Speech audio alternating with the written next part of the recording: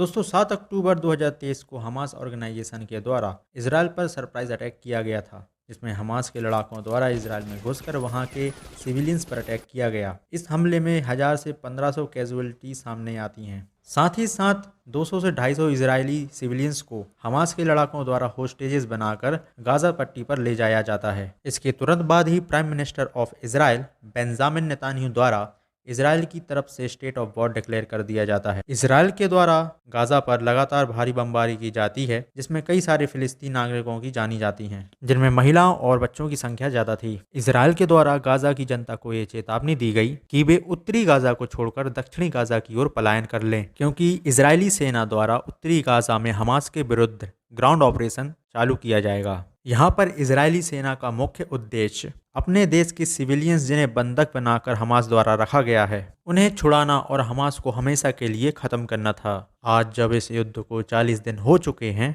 तब इसराइल के defence minister Gallant के द्वारा ये जानकारी दी जाती है कि इजरायली सेना द्वारा उत्तरी गाजा पर पूरे तरीके से कब्जा कर लिया गया है। साथ ही उन्होंने यह भी कहा है कि जैसा उनका मानना था कि हमास अपनी सुरक्षा के लिए और बंधकों को रखने के लिए हॉस्पिटल का प्रयोग कर रहा है, ये सारी बातें भी हॉस्पिटल की छानबीन करने के बाद सही साबित होती हैं, क्योंकि हॉस्पिटल में उनको भारी मात्रा में हथियारों का जखीरा और कई ऐसे सबूत मिले हैं जिनसे साबित होता है कि हमास द्वारा हॉस्पिटल्स का यूज किया जा रहा था। लेकिन एक बात जो यहाँ पर चिंता की है वो ये है कि 250 से ज्यादा इजरायली हॉस्टेजेस का अभी तक कोई भी पता नहीं चला है। आपको बता दें कि कतर और अमेरिका के बीच युद्ध विराम को लेकर बातचीत की गई है, जिसमें कतर ने हमास की तरफ से अमेरिका के मध्य ये ऑफर रखा है कि यदि इजराइल की जेलों में बंद फिलिस्तीनी महिलाओं और बच्चों को रिहा कर देता है, साथ ही 5 दिन का युद्ध विराम करता है, तो वह इजराइल के 70